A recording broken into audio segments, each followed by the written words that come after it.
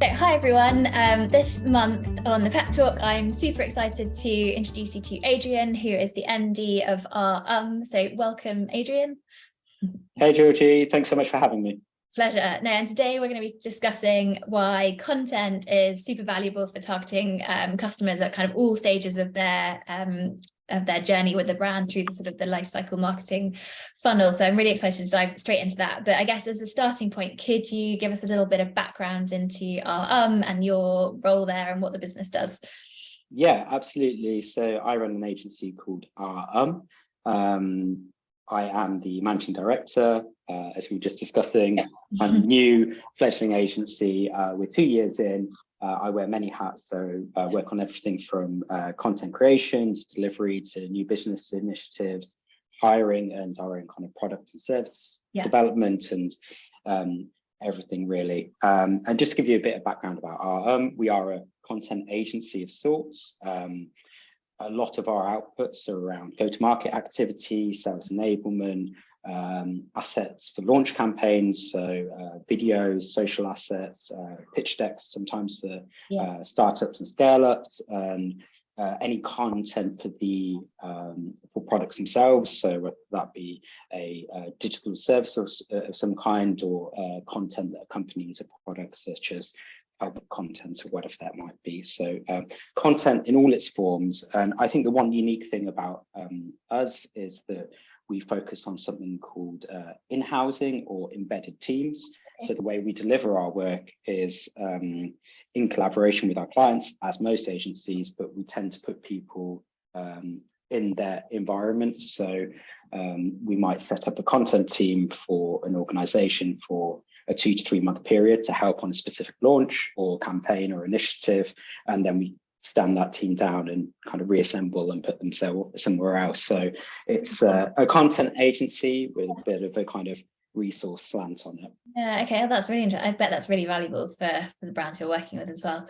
Yeah, so it overcomes that whole problem of, well, how do you know about this very technical subject? And it's very much a case of saying, well, that's why we're providing the people. So they're in your environments, they get to learn everything, you get to collaborate with the technical SMEs and everything else. So yeah, makes sense. Oh, cool. That's great. And then in terms of your experience as an agency, what's if there was one secret, what is the secret to kind of creating content that really resonates with a brand's audience? It doesn't have to be one, but are there a few things that you see time and time again that are working really well?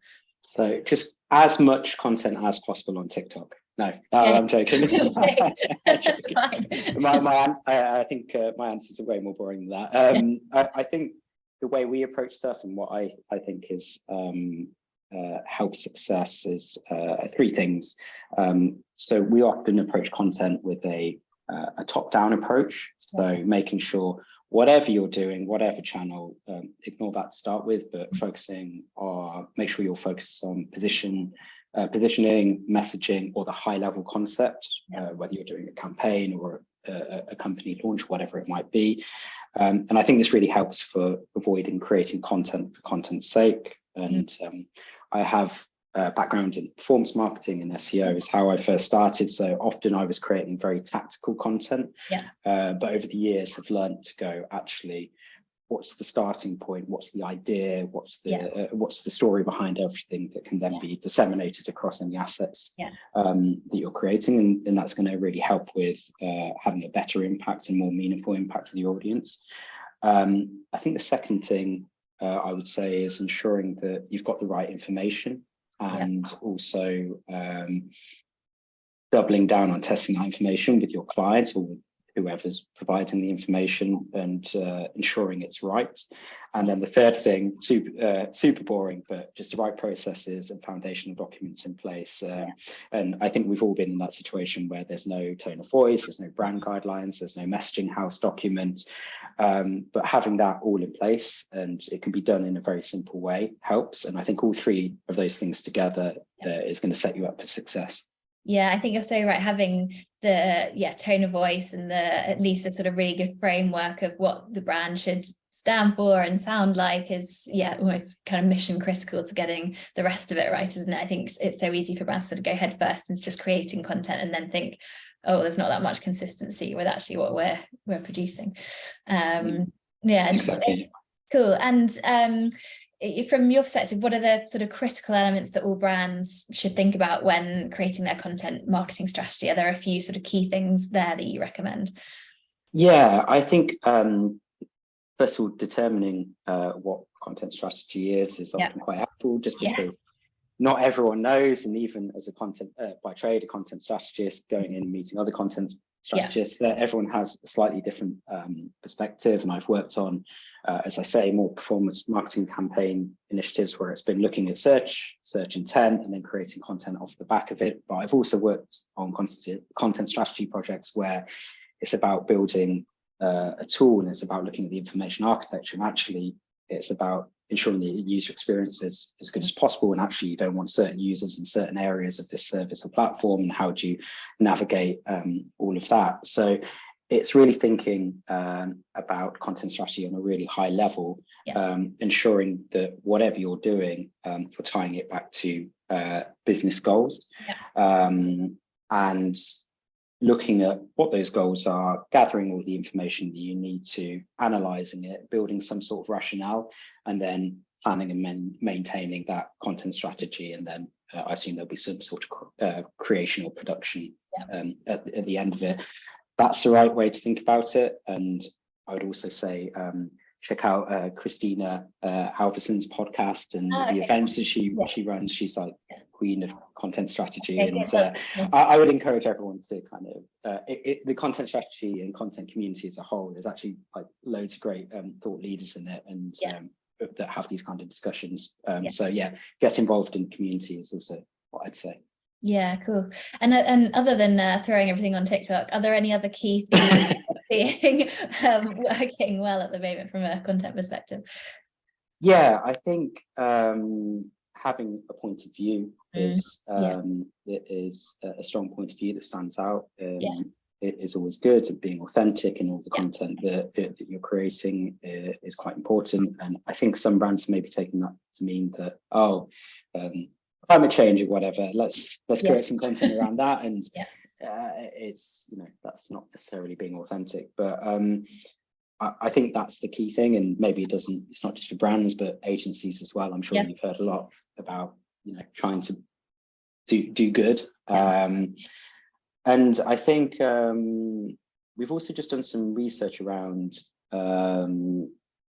buyers in the tech space, and what we found is that creating content that engages a community of decision makers is also a really important factor in the decision buying process. And I think that is something that can potentially translate to D2C quite well, because trying to talk to a community where people talk to each other, and I think there's definitely something there. Yeah, interesting. That's really cool. I think you make a really good point around having a point of view, because it's so easy to kind of go in and just blend in, isn't it? But actually, standing out, but still being authentic with it is probably it's key. Fab. And then, sorry, go on. No, I was just going to say that's why we always, before we go into creation, we're always trying to get the messaging down first with clients, even if it's just a short workshop. It's just to determine, okay, well, what are we going to say that actually cuts through. We did also we did some research recently and found something quite odd, where apparently there's a real resurgence in print in our research. So we need to spend a bit more time analysing, but we can only assume it's because people are so fed up of being locked indoors for 2 years behind their screen, that actually something tangible like a magazine or something that's been printed off at an event and has been thoughtfully created and designed is actually having more of an impact than perhaps it would normally. Yeah, interesting. Oh, cool. And then last but not least, what do you predict is going to be the biggest sort of content trend in 2023? Well, I would say chat GPT, but we've been doing some research with some really senior influential people in the creative and content space all across the world. And I've been on most of these interviews, and I've really had to kind of push it out of people to say, well, what's your point of view on this? And really, I'm kind of finding people aren't as bothered as you might think about it, or as you would make out from my LinkedIn feed at least. And that's kind of surprising. But I think it's really, and we've been interviewing these people about what are the creative trends in 2023. And so I appreciate I'm cheating here because I'm using other people's opinions. But I think whether it's brand or agency side, it's all about the vision. So I think especially within the agency side, people aren't maybe as enamored or as swayed with just beer trolleys and the idea of winning a few awards. People are really caring about wanting to make an impact in the world. And I think that's the same with brand side, and people are looking for experiences that they wouldn't get elsewhere. And so if you're a company where you're enabling that sort of environment, then you're going to attract the right sort of creatives that are going to be able to make the most impact. Because I'm sure it's the same in other areas of marketing and communications, but a lot of very, very talented creatives get to a certain point and they work for themselves, go freelance, whatever. And so being able to access that talent is super important. Yeah, interesting. I hadn't thought of that at all. That's good to know. Amazing. That's been super valuable. Thank you so much for being involved. Thank you so much, Georgie. Cool. Thanks, Adrian.